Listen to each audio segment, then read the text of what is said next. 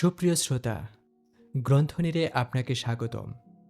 গ্রন্থনিরে আপনারা শুনছেন হল এলরোডের পৃথিবীব্যাপী সাড়া জাগানো আত্ম উন্নয়নমূলক বই দ্য মিরাকেল মর্নিং সম্পূর্ণ বাংলায়।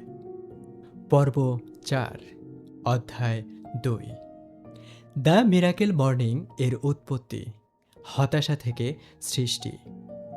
হতাশা হলো ব্যাপক পরিবর্তনের কাঁচামাল। একমাত্র তারাই রক্ষা পাওয়ার আশা করতে পারে যারা তাদের বিশ্বাস করা সবকিছু পেছনে ফেলে যেতে পারে। William S Burg. আপনার জীবনে ব্যাপক পরিবর্তনের জন্য দুটো জিনিস প্রয়োজন, হয় অনুপ্রেরণা আর না হয় হতাশা। Anthony Robbins. আমি ভাগ্যবান যে আপনারা যাকে বলেন রক বাটন, অর্থাৎ একেবারে তলানিতে পড়ে যাওয়া, সেরূপ অবস্থায় আপেক্ষিকভাবে কম সময়ের মধ্যে 2 বার পতিত হয়েছি। আমি ভাগ্যবান শব্দটা এই জন্য বললাম যে এটা থেকে আমি অভিজ্ঞতা অর্জন করেছিলাম এবং শিক্ষা পেয়েছিলাম। এটা ঘটেছিল আমার জীবনের সবচেয়ে চ্যালেঞ্জিং সময়ে এবং এটা আমাকে সক্ষম করে তুলেছিল ঠিক সেই ব্যক্তিটি হতে যে ব্যক্তিতে পরিণত হওয়াটা আমার জন্য খুবই প্রয়োজন ছিল। এটা প্রয়োজন ছিল আমি সব সময় যে জীবন চেয়েছি সেই জীবনটি সৃষ্টি করে নেওয়ার জন্য। আমি শুধু আমার সাফল্যের জন্যই কৃতজ্ঞ নই, বরং ব্যর্থতার জন্যও কৃতজ্ঞ। আমার এই অভিজ্ঞতা ও শিক্ষা অনেককে এভাবে সাহায্য করেছে যে তারা শক্তিমান হয়েছে তাদের নিজস্ব সীমাবদ্ধতা থেকে বেরিয়ে আসতে এবং সক্ষম হয়েছে তারা জীবনে যতটা অর্জন করা সম্ভব বলে এতদিন মনে করত তার চেয়ে বেশি অর্জন করতে। আমার প্রথম সর্বোচ্চ খারাপ সময় ঘটনাস্থলে মৃত। আপনারা জানেন যে আমার প্রথম রক ব্যাটনটি, অর্থাৎ আমার জীবনের সর্বোচ্চ খারাপ সময় প্রায় হয়ে যাচ্ছিল আমার জীবনের শেষ রক ব্যাটন, কারণ ওটাতে আমি প্রায় মারা গিয়েছিলাম। 20 বছর বয়সে একজন মাতাল ড্রাইভারের কারণে আমার মাথা আঘাতপ্রাপ্ত হয়েছিল। আমি যেন মারাই গিয়েছিলাম। আমি এটা নিয়ে বিস্তারিত লিখেছি আমার প্রথম বই টেকিং লাইফ হেড অনে। সেখানে দেখিয়েছি কিভাবে অসংখ্য প্রতিকূল অবস্থা থেকে আমি ঘুরে দাঁড়িয়েছি এবং সেই সঙ্গে আরও রয়েছে আমার পাওয়া 8টি শিক্ষা যা তাৎক্ষণিকভাবে আপনার জীবনের মান বৃদ্ধি করবে। আমার দ্বিতীয় সর্বোচ্চ খারাপ সময় দেনায় নিমজ্জিত ও গভীরভাবে হতাশাগ্রস্ত। দ্বিতীয়বারের মতো হতাশায় ডুবে যাওয়াটা আমার জন্য ছিল গাড়ি দুর্ঘটনায় মারা যাওয়ার অবস্থার চেয়েও খারাপ অবস্থা। এটা 2008 সালের কথা।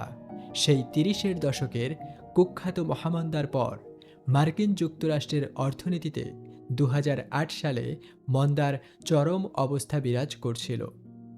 গাড়ি দুর্ঘটনা থেকে বেঁচে যাওয়ার পরের বছরগুলোতে আমার বিক্রয় কেরিয়ার ও প্রশিক্ষণ ব্যবসায়ে সর্বোচ্চ সফলতা অর্জন করা এবং একটি বেস্ট সেলিং বই লেখা সত্ত্বেও আমি আবার চ্যালেঞ্জে পড়ে গিয়েছিলাম। তখন আমি মানসিক ও আর্থিকভাবে সম্পূর্ণরূপে ভেঙে পড়েছিলাম। দৃশ্যত রাতারাতি আমি যেভাবে সফল উদ্যোগ সৃষ্টি করেছিলাম তা আর লাভজনক ছিল না। আমার মাসিক আয় প্রায় অর্ধেকে নেমে এসেছিল। আমি আমার বিলসমূহ পরিশোধ করতে অক্ষম হয়ে পড়েছিলাম। আমি সবেমাত্র আমার প্রথম বাড়িটি কিনেছিলাম। আমাদের বিয়ে ঠিক হয়েছিল। আমরা প্রথম সন্তান নেওয়ার কথা ভাবছিলাম। আমি দেনায় ডুবে গেলাম। সব কিছু বন্ধ। এরূপ অবস্থায় পড়ে জীবনে প্রথমবারের মতো প্রচণ্ডভাবে হতাশ হয়ে গেলাম। আমি আমার জীবনের সর্বনিম্নতম স্তরে চলে গেলাম। এর চেয়ে খারাপ কিছু কি হতে পারত? সম্ভবত, কিন্তু ওটাই ছিল আমার জীবনের সবচেয়ে খারাপ অবস্থা। একেবারেই তাই। আমি একদম তলানিতে চলে গেলাম। কেন দেনা মৃত্যুর চেয়ে খারাপ? যদি আপনি আমাকে জিজ্ঞাসা করেন যে আমার জন্য কোনটা বেশি কঠিন ছিল, আমার গাড়ি দুর্ঘটনা নাকি আমার আর্থিক সংগ্রাম? আমি এখনো পর্যন্ত আমার আর্থিক সংগ্রামের কথাই বলবো।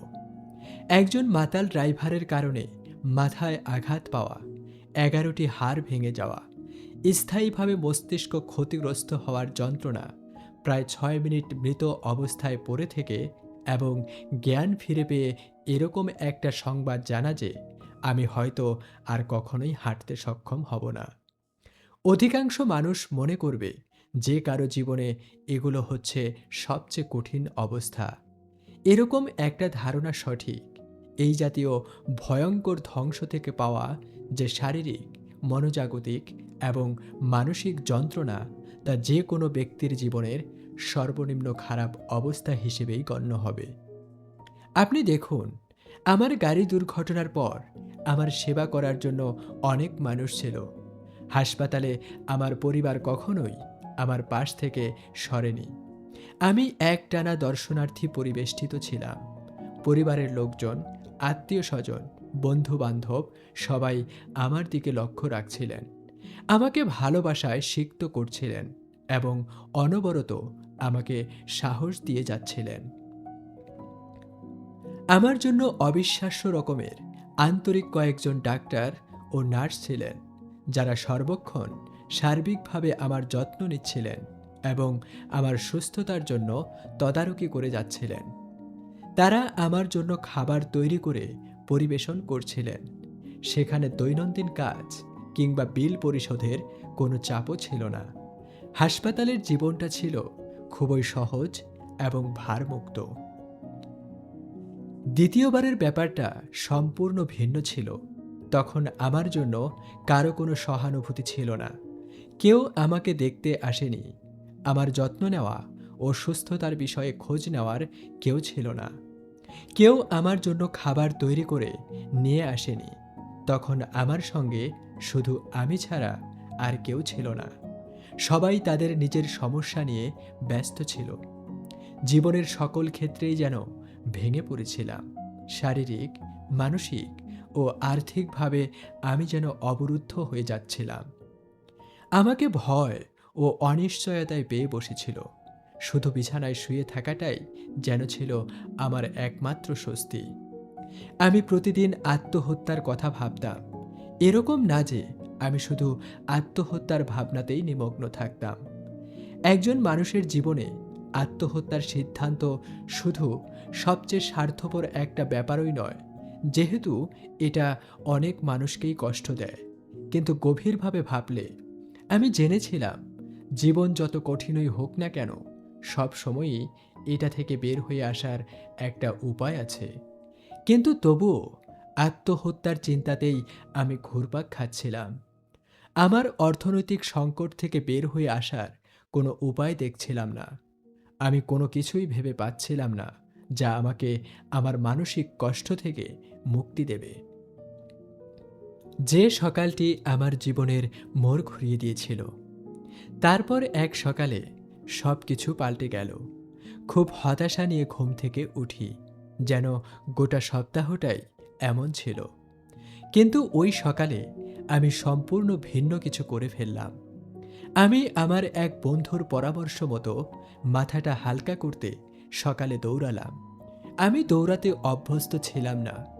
প্রকৃতপক্ষে শুধুমাত্র দৌড়ানোর জন্য দৌড়ানো আমার খুব অপছন্দের ছিল। যাই হোক, আমার প্রিয় বন্ধু জন আমাকে বলেছিল যে যখন সে খুব চাপ অনুভব করত তখন সে দৌড়াতো, কারণ এটা তাকে সক্ষম করে তুলত অধিক স্পষ্টভাবে চিন্তা করতে। এটা তার তেজ বাড়িয়ে দিত এবং এটা তাকে সমস্যার সমাধান পেতে সহযোগিতা করত। আমি কিছু একটা করার জন্য মরিয়া ছিলাম। আমার কিছুই হারানোর ছিল না, তাই আমি দৌড়ানোর কথা ভাবলাম। সুতরাং সেই সকালে আমি আমার বাস্কেটবল শু পরে দৌড়ানোর প্রস্তুতি নিলাম। আমার আইপড সঙ্গে নিলাম, যেন ভালো কিছু উপভোগ করতে পারি। বাড়ির সামনের দরজা দিয়ে বেরিয়ে পড়লাম, যে বাড়িটি খুব শীঘ্রই ব্যাংকের অধিকারে চলে যাবে। যদিও আমার কোনো ধারণাই ছিল না যে ওই দৌড়েই আমি পেয়ে যাব আমার সারা জীবনের সবচেয়ে শক্তিমান, গভীর ও ও জীবন বদলানো যুগান্তকারী পরিবর্তনসমূহ। জিম রন এর একটি আত্ম উন্নয়নমূলক অডিও শুনছিলাম। এই অডিওটি যদিও আমি আগে বহুবার শুনেছি, প্রকৃতপক্ষে কখনোই অনুধাবন করতে পারিনি। আপনি জানেন যে কখনো কখনো কোনো কিছু বারবার শোনা সত্ত্বেও আপনার জীবনে তা কার্যকরী হয় না, কিন্তু অবশেষে কোনো একদিন এটা আপনার জীবনে ক্লিক করে। আপনার মন একদিন পুরোপুরি উপযুক্ত হয়ে যায় এটা সঠিকভাবে অনুধাবন করার জন্য। সেই সকালে আমি আমার মনের সঠিক অবস্থানে ছিলাম। ওটা ছিল একটা মরিয়া অবস্থা, আর তাই আমি সঠিকভাবে ধরতে পারছিলাম। যখন আমি শুনেছিলাম জিম খুব নিশ্চয়তার সঙ্গে ঘোষণা করছে আপনার সফলতার স্তর খুব কমই আপনার ব্যক্তিগত উন্নতির স্তরকে অতিক্রম করবে, কারণ সফলতা এমন একটা জিনিস যা আপনি ঠিক সেই ব্যক্তিটি হয়ে তবেই আকৃষ্ট করেন। আমি চলতে চলতে থমকে গিয়েছিলাম। এই একটি মাত্র দর্শনই আমার সারা জীবন বদলে দিতে চলেছিল। সমান্তরাল সফলতা। সহসা এটা আমাকে জাগিয়ে দিল। এটা ছিল যেন একটা জোয়ার, এক বাস্তবতার জোয়ার। ওলট পালট করা সে জোয়ারে আমি এই সত্যের মুখোমুখি হলাম যে আমি নিজেকে সেই পর্যায়ে উন্নতি করতে পারছিলাম না, সেই ব্যক্তিতে পরিণত করতে পারছিলাম না যে ব্যক্তিটি হওয়া আমার জন্য প্রয়োজন ছিল। আমার কাঙ্ক্ষিত সফলতার স্তর আকর্ষণ করতে, সৃষ্টি করতে ও তা অবিরাম ধরে রাখতে। 1 থেকে 10-এর স্কেলে আমি 10 স্তরের সফলতা চেয়েছিলাম, কিন্তু আমার ব্যক্তিগত উন্নতির স্তর ছিল 2 কিংবা 3 স্তরের, অথবা শুভ কোনো দিনে তা ছিল 4। আমি বুঝতে পারলাম যে এটা ছিল আমাদের সবার সমস্যা। আমাদের জীবনের সব ক্ষেত্রে আমরা সবাই 10ম স্তরের সফলতা আশা করি। স্বাস্থ্য, সুখ, অর্থ সম্পদ, সম্পর্ক, ক্যারিয়ার, আত্মিকতা সব ক্ষেত্রেই আমরা সর্বোচ্চ পর্যায়ে থাকতে চাই। কিন্তু আমাদের ব্যক্তিগত উন্নয়নের স্তর, জ্ঞান, অভিজ্ঞতা, মানসিকতা, বিশ্বাস ইত্যাদি যদি 10ম বা সর্বোচ্চ পর্যায়ের না হয়, তাহলে জীবন সবসময়ই একটি সংগ্রামের ভেতর পড়ে যায়। আমাদের বাহ্যিক পৃথিবী সবসময়ই আমাদের ভেতরের জগতের একটা প্রতিফলন। আমাদের সফলতার স্তর সবসময়ই আমাদের ব্যক্তিগত উন্নয়নের সমান্তরাল হয়ে থাকে। যতক্ষণ পর্যন্ত না আমরা কাঙ্ক্ষিত জীবন সৃষ্টি করতে প্রতিদিন ও প্রতিটি মুহূর্তে নিবেদিত না হব, ততদিন পর্যন্ত সফলতা শুধুমাত্র অর্জনের সংগ্রাম হয়েই থাকবে, বলা যায় অধরাই থাকবে। আমি সরাসরি বাড়ির দিকে দৌড়ে আসি। আমি প্রস্তুত হয়েছিলাম আমার জীবনটি বদলাতে। আমাদের প্রথম চ্যালেঞ্জ সময় বের করা। আমি এটা বুঝতে পারলাম যে আমার সব সমস্যার সমাধান ছিল প্রতিদিন আমার জীবনের ব্যক্তিগত উন্নয়নকে সর্বাধিক গুরুত্ব দেওয়া। এটা ছিল সেই মিসিং লিঙ্ক যা আমাকে সেই ব্যক্তি হতে সক্ষম করবে যে ব্যক্তিটি হওয়া আমার জন্য খুবই প্রয়োজন ছিল, অনবরত জীবনকে আকৃষ্ট করতে, সৃষ্টি করতে এবং আমার কাঙ্ক্ষিত সফলতা ধরে রাখতে। যাই হোক, সবার মতো আমার প্রধান চ্যালেঞ্জ ছিল সময় বের করা। শুধুমাত্র জীবনে টিকে থাকতে ও বিল পরিশোধ করতে আমি এতটাই ব্যস্ত ছিলাম যে আমার ব্যক্তিগত উন্নয়নের জন্য অতিরিক্ত সময় বের করার ধারণাটা ছিল যেন প্রায় একটা অসম্ভব ব্যাপার। বেস্টসেলিং লেখক ম্যাথিউ ক্যালি এর কথাগুলো আমার খুব ভালো লাগে। তিনি বলেছেন, একদিকে আমরা সবাই সুখী হতে চাই, অন্যদিকে আমরা সবাই জানি কোন জিনিসগুলো আমাদেরকে সুখী করে, কিন্তু আমরা সেই কাজগুলো করি না। কেন? খুব সহজ, আমরা খুব ব্যস্ত, কোনো কাজে ব্যস্ত।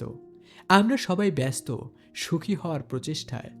সুতরাং আমার পরিকল্পনা আঁকড়ে ধরলাম। আমি সোফায় বসলাম, সময় বের করার জন্য প্রতিশ্রুতিবদ্ধ হলাম। আমি কয়েকটি অপশন নিয়ে ভাবতে থাকলাম। সন্ধ্যাটা হতে পারে কি?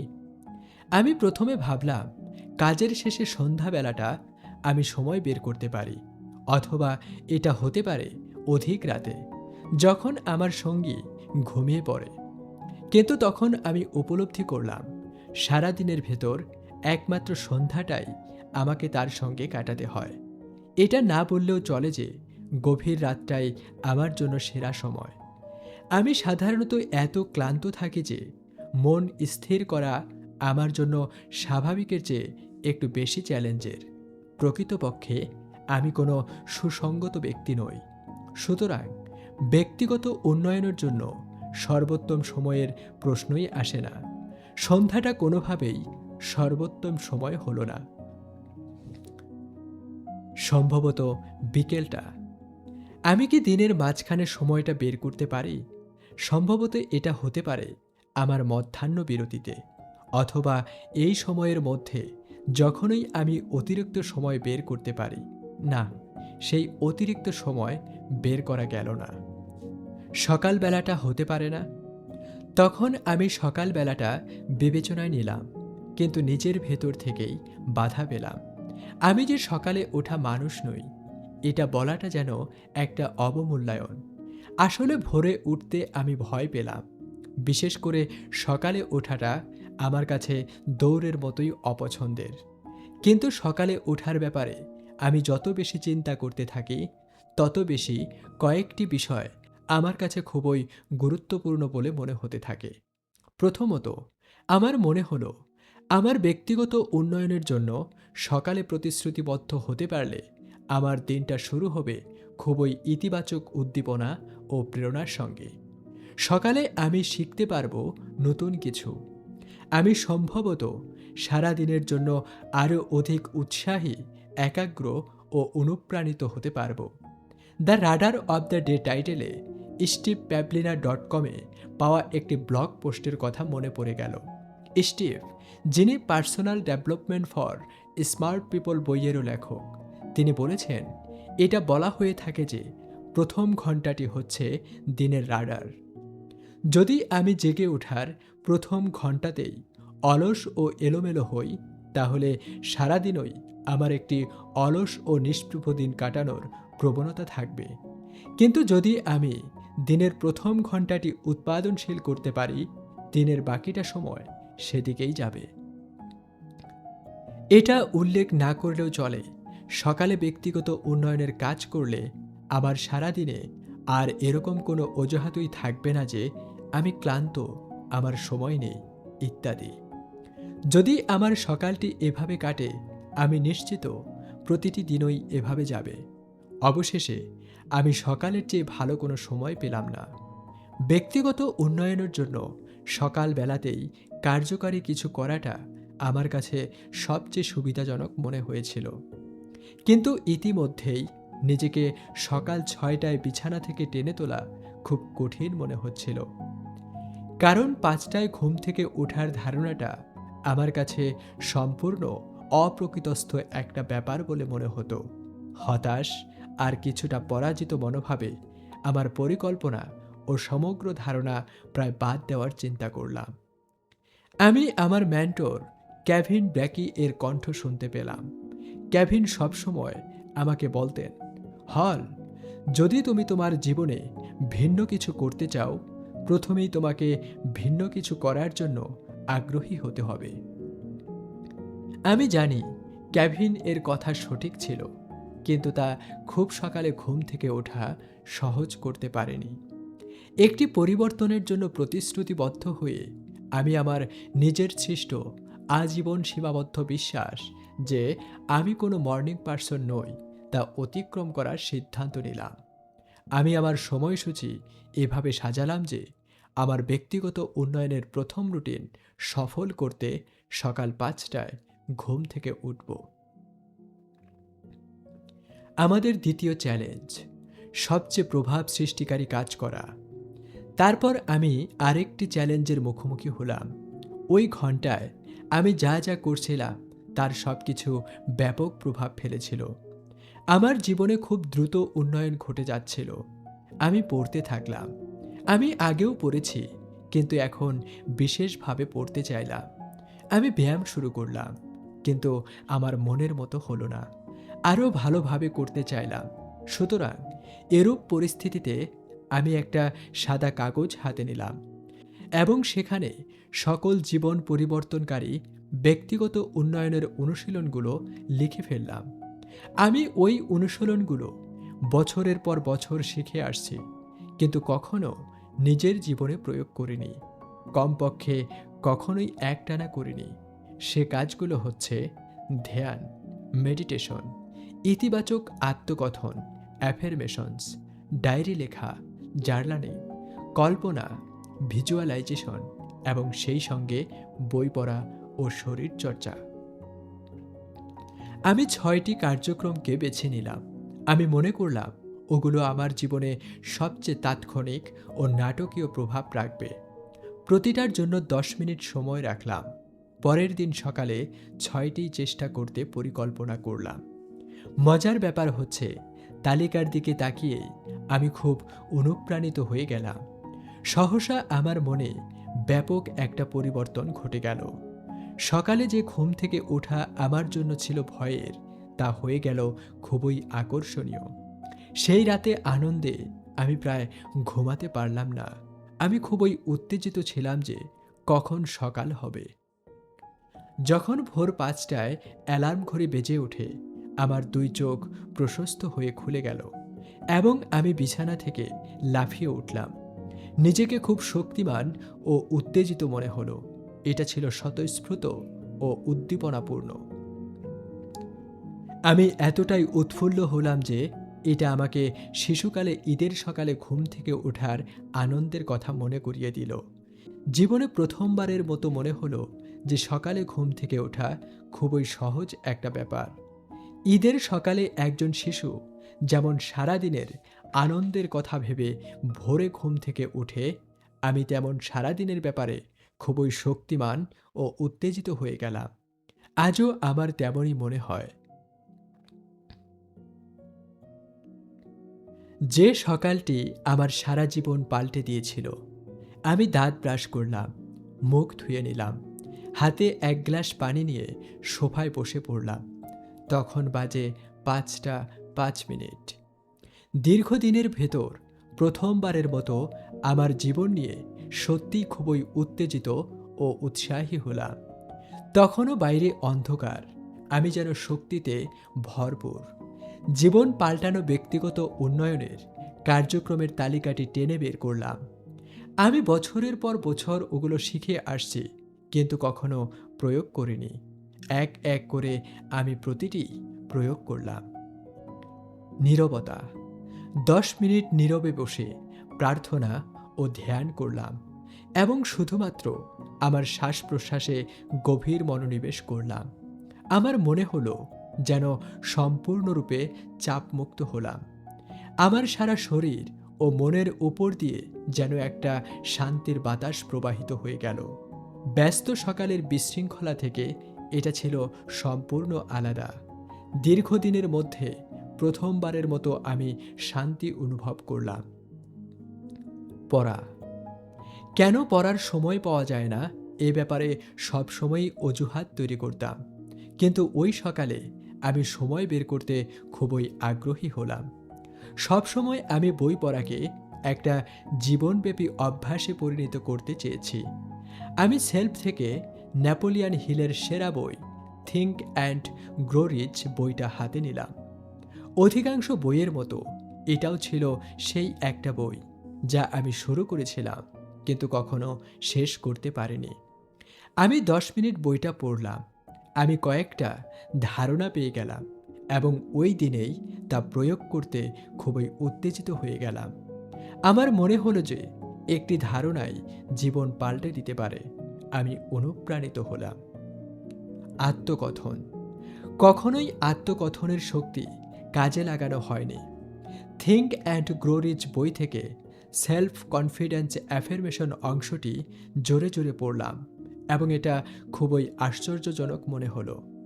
ইতিবাচক আত্মকথন যেন একটা বিরাট শক্তি, যা আমাকে মনে করিয়ে দিল আমার ভেতরে থাকা এবং আমাদের সবার ভিতরে বিদ্যমান অসীম সামর্থ্যের কথা। আমি আমার নিজের অ্যাফার্মেশন নিয়ে লেখার চিন্তা করলাম। আমি যা চেয়েছিলাম তা খুব দ্রুত লিখলাম।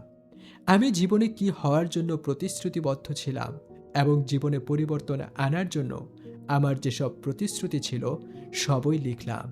নিজেকে খুব শক্তিমান মনে হলো। কল্পনা।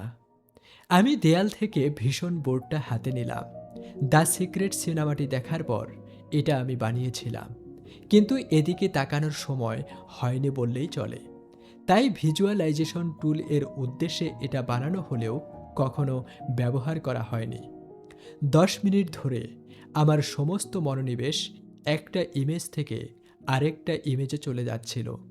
প্রতিটায় আমি থেমে যাচ্ছিলাম, চোখ বন্ধ করে ভাবছিলাম এবং আমার সব সত্তা দিয়ে অনুভব করছিলাম যে এই ইমেজগুলোর প্রতিটি আমার জীবনে প্রতিফলিত হলে কেমন হবে।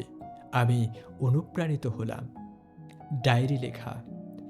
দীর্ঘদিন থেকে কেনা আমার অনেকগুলো থেকে একটা ব্ল্যাঙ্ক ডায়েরি ওপেন করলাম। অন্যগুলোর মতো কয়েকদিনের বেশি লিখতে পারিনি, সর্বোচ্চ 1 সপ্তাহ লিখেছি। আজ আমি লিখলাম আমার জীবনে যেসব বিষয়ের জন্য আমি কৃতজ্ঞ ছিলাম তা নিয়ে।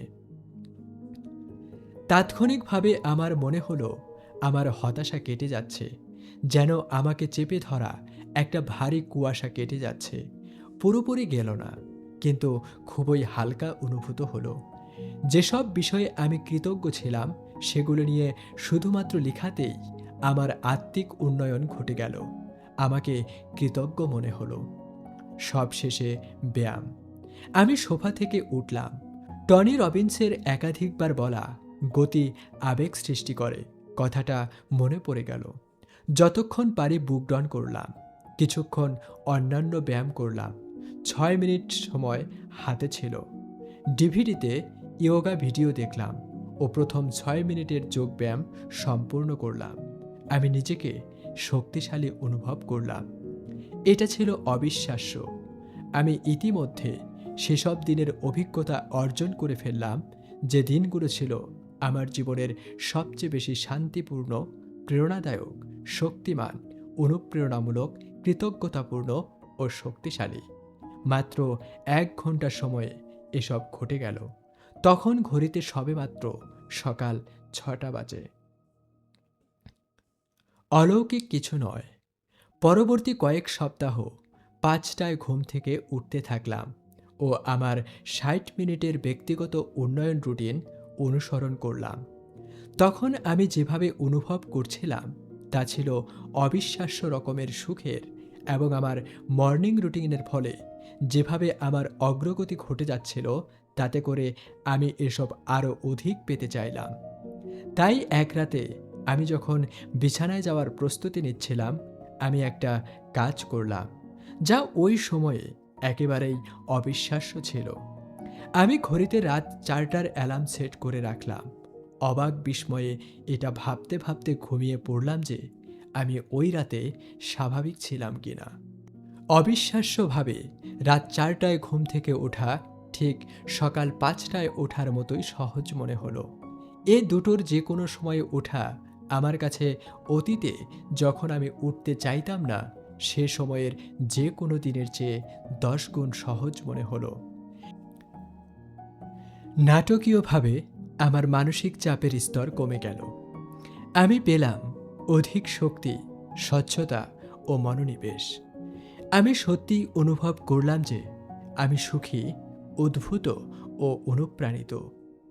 হতাশার চিন্তা হয়ে গেল অতীতের একটা ব্যাপার। আপনি বলতে পারেন আমি আমার সেই আগের সত্তা ফিরে পেলাম। যদিও সব কিছুতে আমার এত বেশি ও দ্রুত বিকাশ ঘটছিল যে আমি আমার অতীতের যে কোনো ভার্সনকে ছাড়িয়ে যাচ্ছিলাম। শক্তি, অনুপ্রেরণা, স্বচ্ছতা ও মনোনিবেশের ক্ষেত্রে আমি এক নতুন স্তরে পৌঁছে গিয়েছিলাম। আমি খুব সহজে আমার লক্ষ্য স্থির করতে পারছিলাম এবং আমার ব্যবসা ঠিক রাখতে ও উপার্জন বৃদ্ধি করতে নতুন নতুন কৌশল নির্ধারণ করতে পারছিলাম, এবং তা অতি সহজে ও সক্ষমতার সঙ্গে কার্যকরী করতে পারছিলাম। মিরাকেল মর্নিং শুরু করার 2 মাসেরও কম সময়ে আমার উপার্জন শুধু আর্থিক দুরবস্থার আগের পর্যায়ে ফিরে গেল না, এটা আগের যে কোনো সময়ের চেয়ে বেশি হয়ে গেল। আমি বুঝতে পারলাম ব্যক্তিগত উন্নয়নের এই শক্তিশালী মর্নিং রুটিন এমন একটা জিনিস যা আমি অবশেষে আমার ব্যক্তিগত কোচিং ক্লায়েন্টদের সঙ্গে শেয়ার করব। তাই আমি ভাবলাম যে এটার একটা নামকরণ করতে হবে। আমার ভেতরে যে রূপান্তর ঘটে যাচ্ছিল তা ছিল অত্যন্ত গভীর এবং সবকিছু হয়েছিল অতি দ্রুততার সঙ্গে। মাত্র 2 মাসেরও কম সময়ে হতাশা ও দুরবস্থা কাটিয়ে আর্থিক নিশ্চয়তা ফিরে পেলাম এবং উপভোগ করতে থাকলাম উত্তেজনাপূর্ণ এক ভরপুর জীবন। সবকিছু মনে হলো যেন অলৌকিক। সুতরাং একমাত্র উপযুক্ত নামটি হলো দ্য মিরাকেল মর্নিং। যদি ক্যাটিয়ে এটা করতে পারে। কয়েক সপ্তাহ পরে ক্যাটিয়ে আমাকে জিজ্ঞাসা করেছিলেন, হল, তুমি কিভাবে তোমার সকাল শুরু করো? আমি তাকে দ্য মিরাকেল মর্নিং ও স্বাভাবিকের চেয়ে 1 ঘন্টা আগে ওঠার উপকারিতা সম্পর্কে বলেছিলাম। তিনি আমাকে বাধা দিয়ে বলেছিলেন, আমি জানি না কিভাবে ওঠা সম্ভব। হল, বিশ্বাস করো, আমি কোনো মর্নিং পার্সন নই। যাই হোক, ক্যাটিয়ে সবসময়ই বিনয়ী ও মজাদার স্বভাবের। সে স্বাভাবিক সময়ের 1 ঘন্টা আগে সকাল 6টায় ঘুম থেকে উঠে দ্য মিরাকেল মর্নিং অনুসরণ করতে প্রতিশ্রুতিবদ্ধ হলো। আমি তাকে উৎসাহ দিলাম এবং তার সৌভাগ্য কামনা করলাম। 1 সপ্তাহ পরে দেখলাম ক্যাটিয়ে উজ্জীবিত।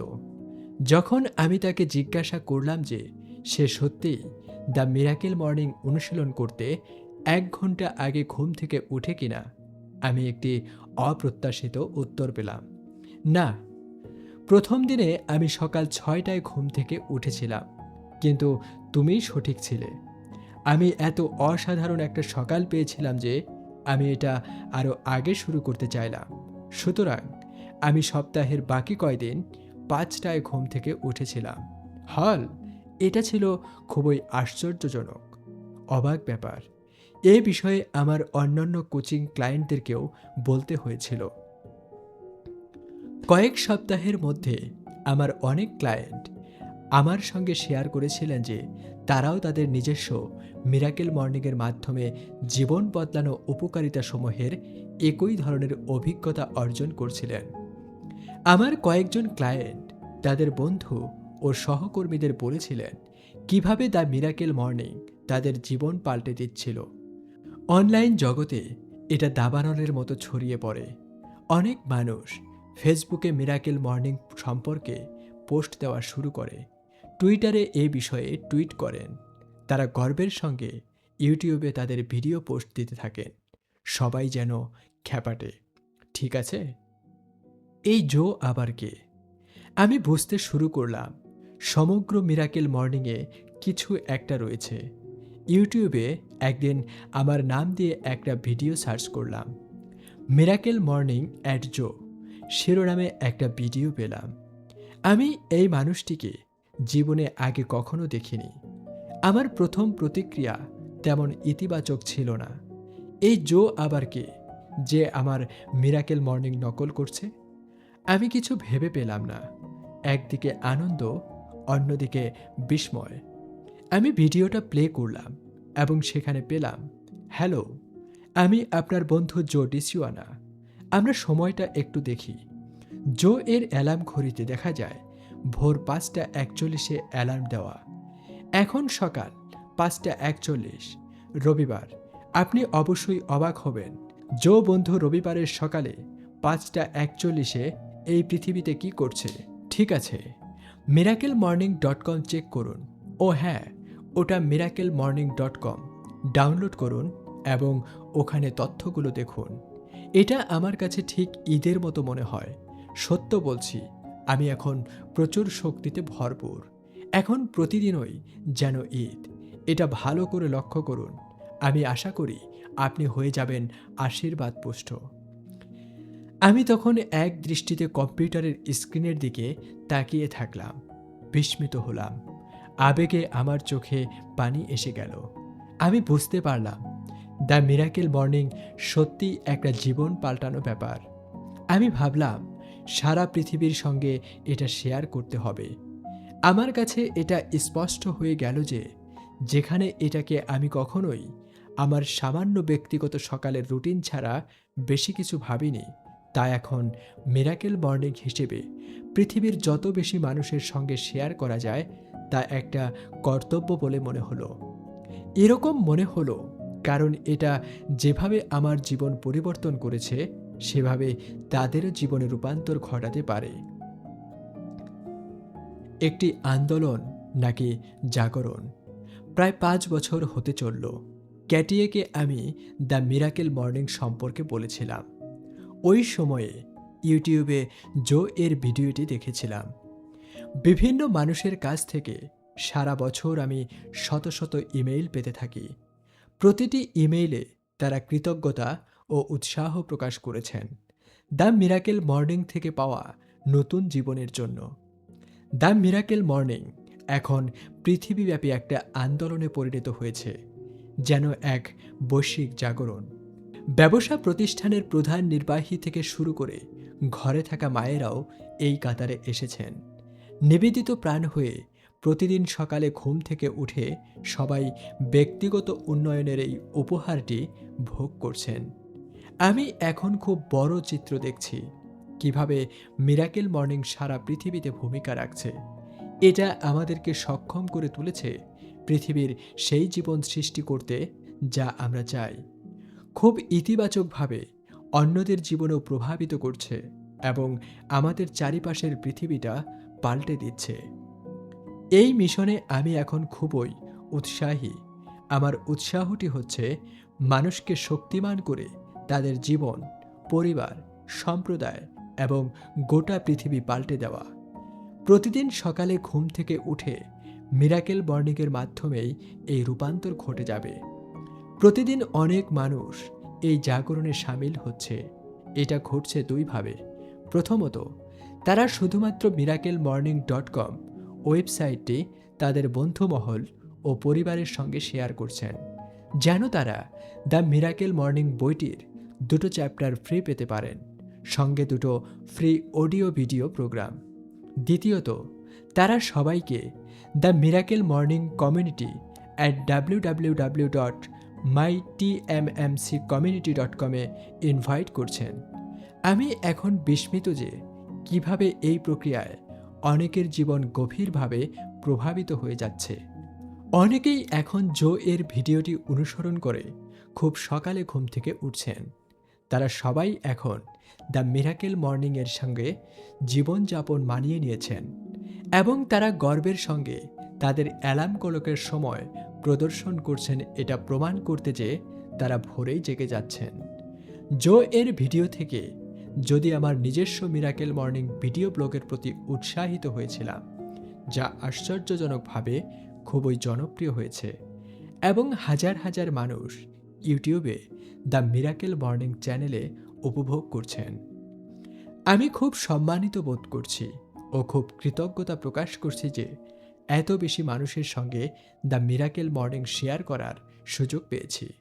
বাস্তবিকই দ্য মিরাকেল মর্নিং এখন আমার আলাদা একটা বিশেষ পরিচয়ে পরিণত হয়েছে। এটা এখন আমার একটা কর্মশালা।